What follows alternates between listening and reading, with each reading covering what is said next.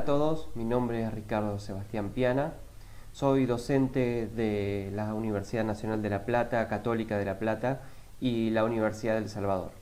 Quiero agradecer especialmente a Víctor Holanda por haberme invitado a participar en este noveno Congreso Internacional de Contabilidad, Costos y Cualidad del Gasto Público que se está desarrollando en la ciudad de Natal, Río Grande del Norte, y que trata este congreso sobre temas vinculados con el Estado, gobierno y sociedad.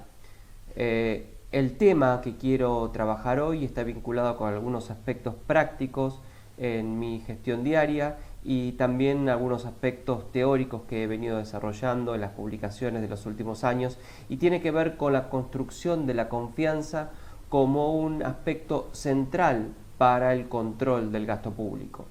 La tesis que vamos a trabajar en esta exposición es sostener que no es posible generar un sistema de control, sobre todo apoyado en las nuevas tecnologías de la información y las comunicaciones, sin un fuerte respaldo social en la confiabilidad de esas herramientas de control.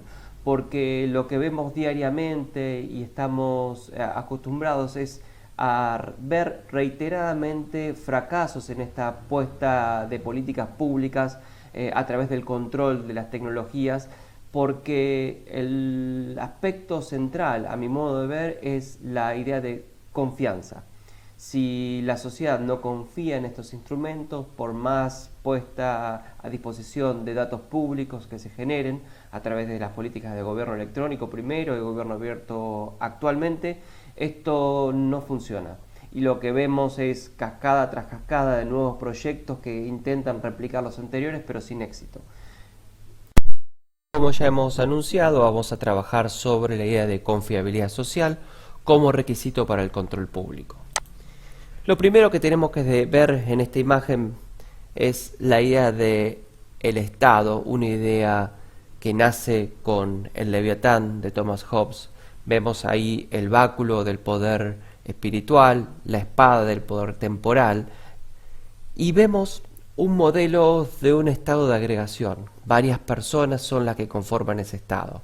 En el modelo del siglo XVI, XVII, XVIII, XIX, el Estado no es controlado, sino que el Estado es el rey, el Estado es el soberano.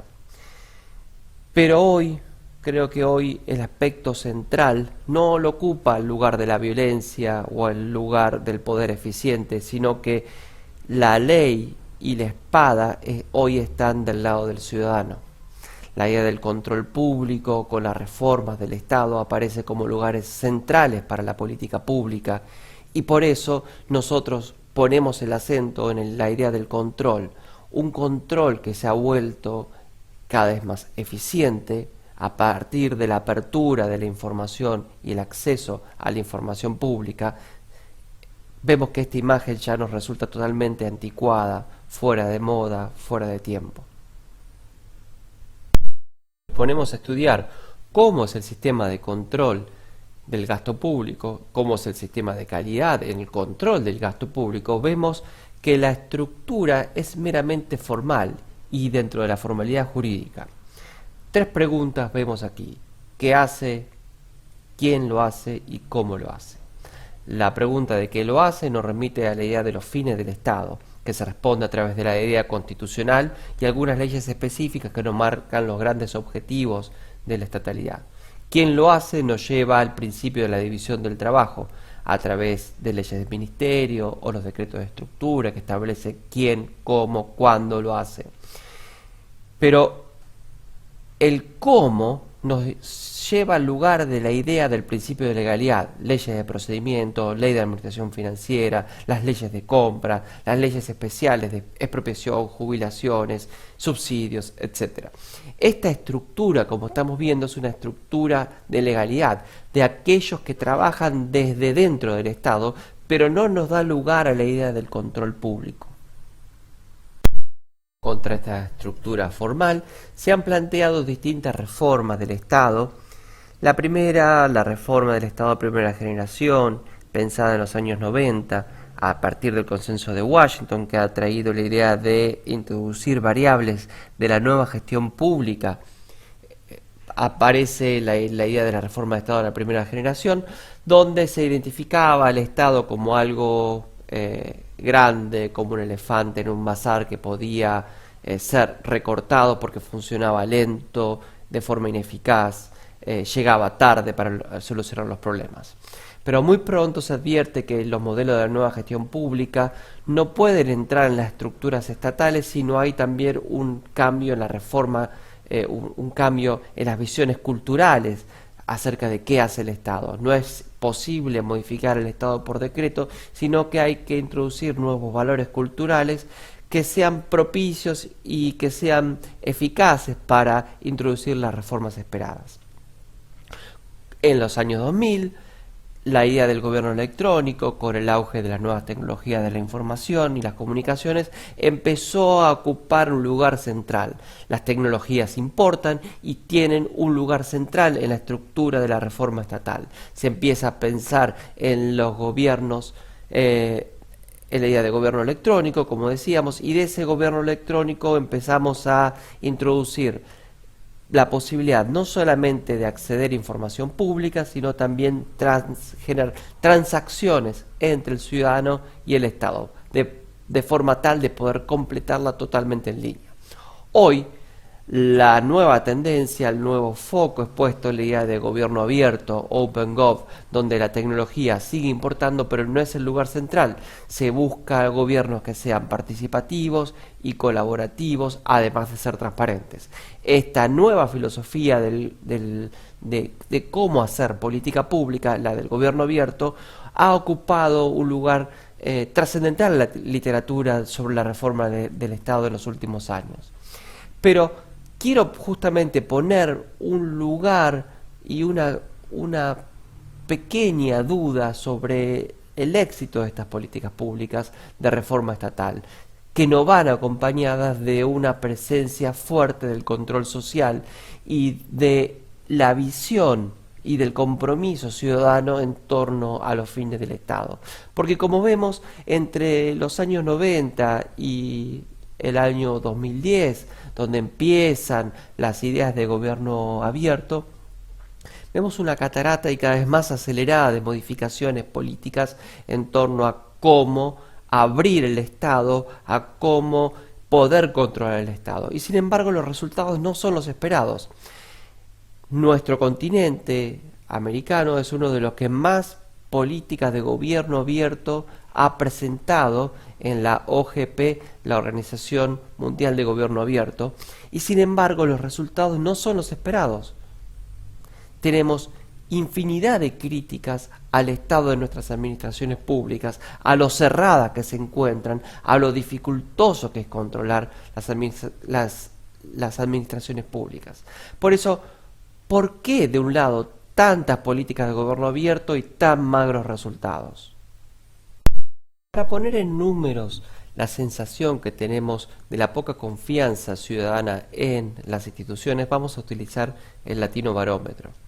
El Latino Barómetro es una asociación que en toda América Latina realiza encuestas que son abiertas, uno puede bajar los resultados y tiene datos comparables desde una serie que se remonta a 1995. Como vemos en este primer gráfico, el apoyo a la democracia es muy bajo en nuestra región. Solamente un 48% de los ciudadanos latinoamericanos responden que prefieren un sistema democrático a uno que es autoritario. El número, si bien de personas que están a favor de un régimen autoritario es bajo, en torno al 15%, un 28% de los ciudadanos latinoamericanos es indiferente al modelo político y un 9% no contesta, lo cual es también un número llamativamente alto.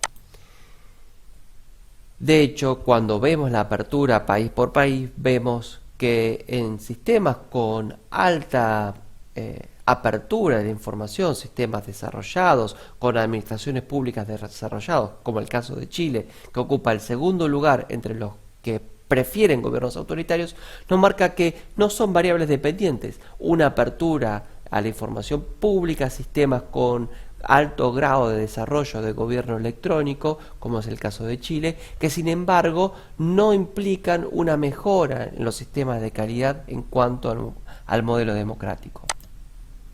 La satisfacción con la democracia es baja en la región, está en torno al 24%, y como vemos también tenemos una gran estructura, una gran variabilidad en la región. Un 9% está satisfecho con su modelo democrático, son resultados del año 2018, hasta un 47% en Uruguay. Ahora, ¿para quién se gobierna? ¿Quién es el beneficiario del gobierno?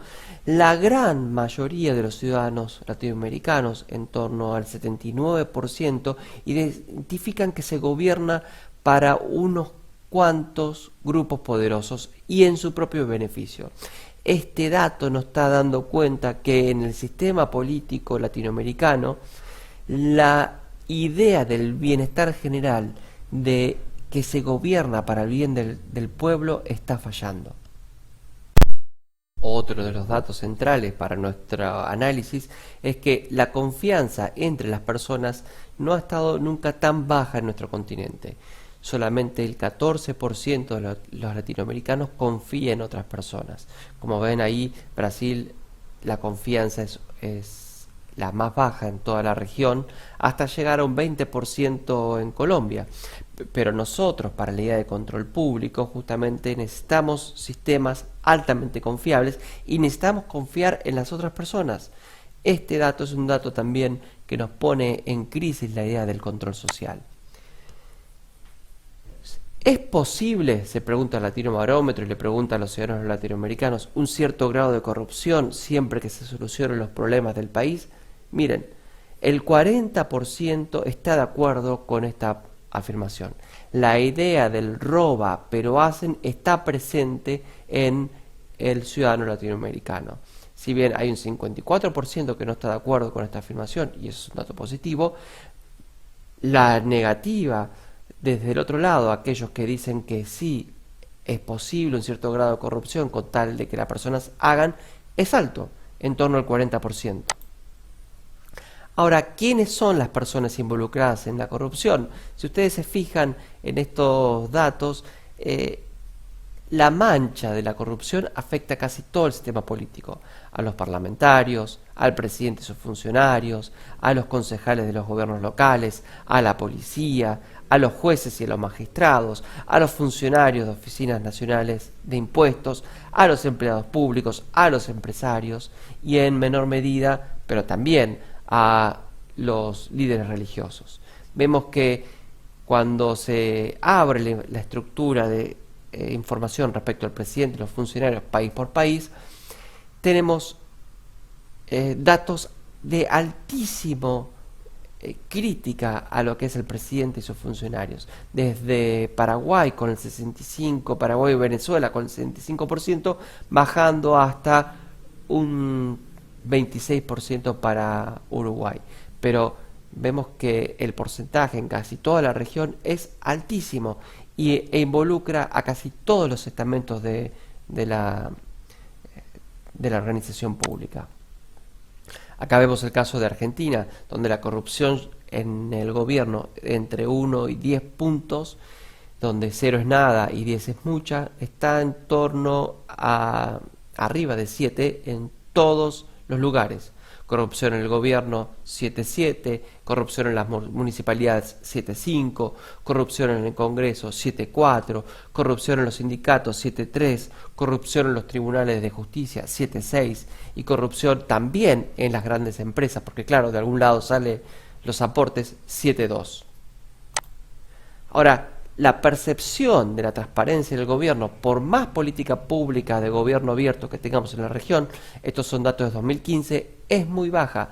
No hay transparencia, cerca del 60% de los ciudadanos de nuestros países en promedio nos dicen que no hay transparencia y solamente hay transparencia para el 36% de los ciudadanos. Donde sí hay, fíjense, en en Uruguay, en Ecuador, en República Dominicana, en Bolivia, son los indicadores más altos. Por el otro lado, en el piso, encontramos a Brasil, Colombia, Perú, Guatemala. En estos estados, la visión de la opacidad de que no hay apertura de información pública es muy alta. Por el otro lado, la confianza no aparece en las instituciones. Fíjense, la iglesia es aquella institución con mayor confianza, con el 63%. Recién el Poder Judicial aparece con un 24% de confianza, con un 22% de confianza el gobierno, el Congreso con un 21% de confianza y los partidos políticos con solamente el 13%. No confiamos en las instituciones. No solamente decimos que son instituciones manchadas por la corrupción, sino que justamente por eso mismo no confiamos. Por otro lado, como vemos en este gráfico, lo que tenemos es la fuerte presencia de los medios de comunicación como sistemas de control hacia la estatalidad. Pero sabemos también que esa crítica desde los medios de comunicación hacia el Estado terminan restringiendo, terminan limitando la capacidad de operar de los propios estados para el manejo de la cosa pública. Nos terminan llevando al fenómeno tan estudiado de la antipolítica. Nuestra gran pregunta es, ¿qué hacer en ese contexto? Porque en este lugar de la grave desconfianza, de la gran desconfianza de los actores sociales hacia el Estado, nos lleva a esta gran paradoja. Cuanto más información pública nosotros generemos, menos confianza tenemos. Y bueno, luego de analizar estos números, creo que ya estamos en condiciones de dar unas respuestas, aunque sea preliminares. América Latina se caracteriza por ser una de las regiones con más políticas de gobierno abierto y sin embargo los resultados son bastante malos. Hemos visto cómo existe una gran desconfianza en las instituciones públicas y cómo sistemas de control no políticos, no públicos, como los medios de comunicación y la iglesia, ocupan ese lugar. Esto explica, a mi modo de ver, por qué los sistemas actuales vienen fallando y se replican nuevos modelos que traemos como enlatados de una región a otra con la expectativa de que encuentren solución. Creemos que el problema principal entonces se encuentra en la construcción de la confianza. Es una política a muy largo plazo que hay que construir. No se produce la confianza de la noche a la mañana, pero es la mejor herramienta que tenemos para el control del gasto público. Si nosotros, como hemos visto, ponemos un sistema abierto de compra pública, pero donde las personas no confían ni en las empresas ni en las instituciones públicas que realicen esa contratación, todo el sistema no va a tener utilidad. Por eso necesitamos repensar nuestras políticas públicas de control de gasto y realizar algún sistema, alguna política general de construcción de confianza en las instituciones. Sé que es el camino de largo plazo, es el camino más dificultoso, pero no hay otra solución en el corto plazo. Estas políticas que solamente buscan replicar los proyectos foráneos terminan fracasando en nuestra región, porque el problema no está en la tecnología, el problema está en los ciudadanos que confían poco en sus instituciones. Por eso las instituciones tienen que colaborar, tienen que fortalecer su propia estructura, tiene que fortalecerse el Estado, no achicarse, para que tengamos un mejor sistema de control del gasto público.